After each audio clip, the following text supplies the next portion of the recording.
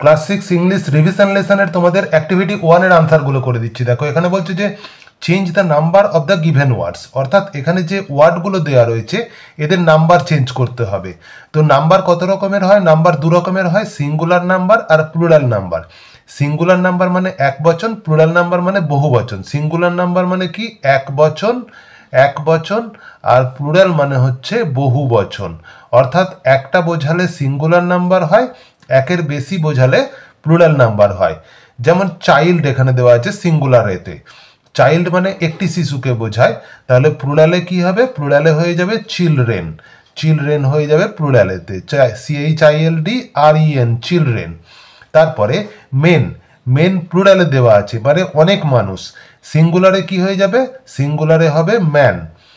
আচ্ছা, সিঙ্গুলারে দেওয়া আছে অক্স, অক্স মানে হচ্ছে ষাঁড়, একটি ষাঁড়, তাহলে প্লুরালে হয়ে যাবে, বহু বচনে কি হয়ে যাবে? অক্সেন, অক্সেন হয়ে যায়, এটা কিন্তু অক্সেস হয় না। তারপরে গিজ, গিজ মানে অনেকগুলি রাজহাঁস, গিজ মানে কি? রাজহাঁস, গিজ মানে অনেকগুলি রাজহাঁস। এইবার গিজের সিঙ্গুলার ফর্ম কি হবে? না এটা হয়ে যাবে গুজ, GOOSE, গুজ মানে একটি রাজহাঁস।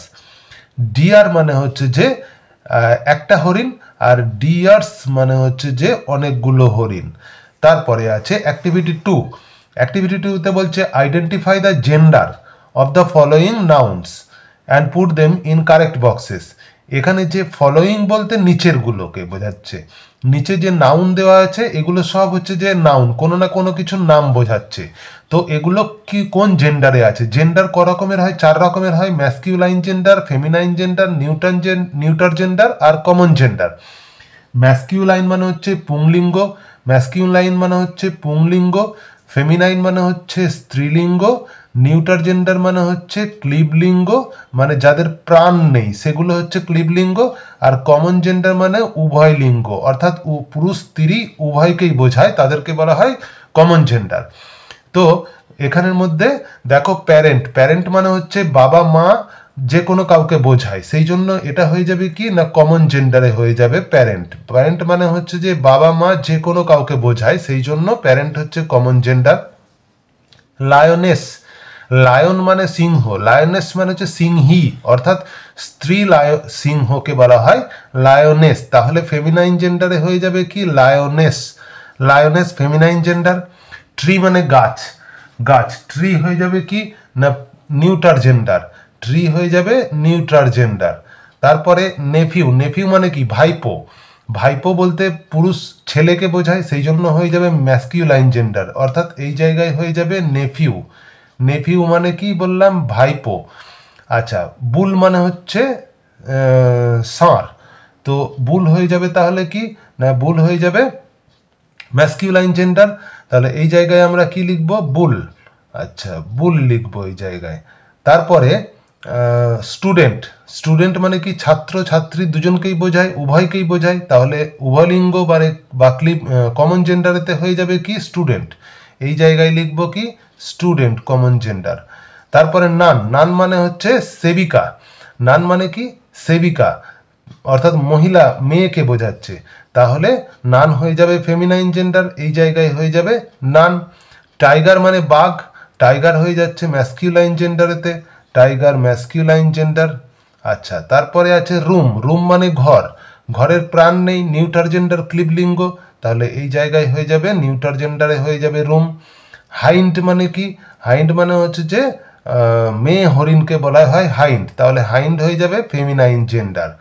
আর গ্লাস, গ্লাস মানে হচ্ছে যে কাঁচ, তো কাঁচের তো কোনো প্রাণ নেই, তাহলে এটা হয়ে যাবে কি? নিউটার জেন্ডারে হয়ে যাবে গ্লাস। দেখো সবকটা কত সুন্দরভাবে করা হয়ে গেল। এরপরে আসছি অ্যাক্টিভিটি 3তে। অ্যাক্টিভিটি 3 দেখো কি বলেছে? অ্যাক্টিভিটি 3তে বলেছে যে fill in the blanks with suitable articles, article বসাতে বলেছে। আর্টিকেল কোনগুলো আগে জানতে হবে আমাদের? এ, অ্যান আর দি, এই তিনটে আর্টিকেল। আচ্ছা, দেয়ার ইজ ড্যাশ আউল, কি হয়ে যাবে? আউলের দেখো ভাওয়েল সাউন্ড দিয়ে হচ্ছে, তাই জন্য আউলের আগে কি হয়ে যাবে? An owl. দেখো ভাওয়েল কি কি আছে? ভাওয়েল আছে আমাদের 5টা ভাওয়েল আছে, কি কি? যেমন হচ্ছে যে এ, ই, আই, ও আর ইউ, এই 5টা ভাওয়েল আছে। তো যে সব ওয়ার্ডগুলো, এই যে শূন্যস্থানের পরের যে ওয়ার্ডগুলো আছে এগুলোকে দেখবে যে যদি ভাওয়েল সাউন্ড দিয়ে হয়, অর্থাৎ আ, এ, ই, ও, আ এই ধরনের যদি সাউন্ড থাকে তাহলে সেগুলোর আগে অ্যান বসাবে। আর যদি কনসোনান্ট সাউন্ড থাকে, মানে এই আই ও ছাড়া বাদবাকি যে লেটারগুলো আছে যেমন বি, সি, ডি, এফ এইগুলো যদি থাকে তাহলে তার আগে এ বসাবে। আউলের আ দিয়ে উচ্চারণ হচ্ছে, অর্থাৎ এই সাউন্ডটা আসছে, সেই জন্য এর আগে অ্যান বসবে। অন ট্রি, অন ট্রি, তাহলে কি হবে? There is an owl on the tree, না গাছটির ওপরেতে পেঁচাটা বসে আছে। দা বলতে নির্দিষ্ট করে কোনো গাছকে বোঝালে তখন আমরা দা বসাবো। আচ্ছা, আর Rima is dash best girl. আচ্ছা, Rima is dash best girl, দেখো বেস্ট এগুলোকে বলা হয় সুপারলেটিভ ফর্মে আছে। কি ফর্মে আছে? সুপারলেটিভ ফর্মে আছে। তো যদি সুপারলেটিভ ফর্মে থাকে তাহলে তার আগে সবসময়ের জন্য দা বসে। Rima is the best girl in the class. আবার এরকমভাবে বুঝতে পারি আমরা যে রিমা নির্দিষ্ট করে একটা মেয়েকে বোঝানো হচ্ছে, সেই জন্য তার আগে দা বসাবো। The house is beside dash Ganges. Ganga নদী, দেখো গঙ্গা নদী একটাই আছে পৃথিবীতে, তো যেটা পৃথিবীতে একটা আছে তার আগে আমরা দা বসাবো। যেটা পৃথিবীতে একটা আছে তার আগে আমরা দা বসাবো। Rabindranath Tagore was dash great poet, was a great poet, অর্থাৎ রবীন্দ্রনাথ ঠাকুর ছিলেন একজন গ্রেট পোয়েট। তারপরে অ্যাক্টিভিটি 3B আছে, দেখো অ্যাক্টিভিটি 3B-তে বলছে choose suitable prepositions from the help box. Preposition কি বসাবো? দেখো এই যে সানডে, এর আগে কোন প্রিপোজিশন বসবে? নিচে তোমাদের প্রিপোজিশনসগুলো দিয়ে দেওয়া আছে। তো সানডে কোনো বার থাকলে তার আগে অন বসে, অন সানডে হয়ে যাবে। সানডে, মানডে, টিউসডে, ওয়েডনেসডে এরকম যে কোনো বার থাকুক তার আগে অন বসবে। The farmer is sitting dash the tree.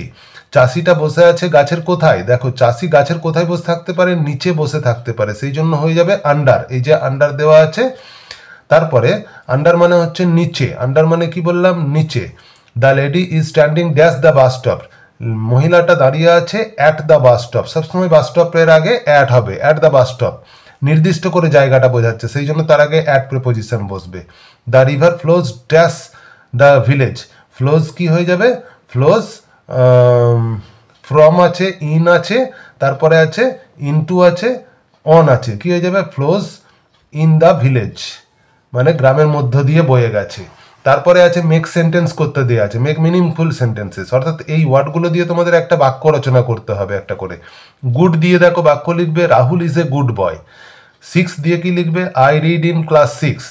Beautiful দিয়ে সেন্টেন্স কি লিখবে? It is a beautiful flower. আর ফিউ দিয়ে কি সেন্টেন্স লিখবে? না there are few student in the class. তাহলে অ্যাক্টিভিটি 4 পর্যন্ত আনসারগুলো করে দিলাম। এর পরের ভিডিওতে তোমাদের বাকি অ্যাক্টিভিটি গুলো করে দেবো। তোমরা চ্যানেলটা সাবস্ক্রাইব করে লাইক করে রেখো।